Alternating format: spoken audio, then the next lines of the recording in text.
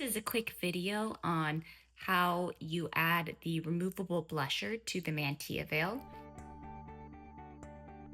The mantilla veil is so stunning because the lace comes up and it frames the top of the head. Normally it's attached to a metal cone like this on the underside. And brides love it because it frames the face so very beautifully, and it's so long and beautifully dramatic. The blusher is literally a separate circular piece that will be draped over the top, and you will add this on as the second part of the step. Draping the circular blusher right over the top, getting the front to fall about where I want it. Normally you will want the front to fall right around elbow length.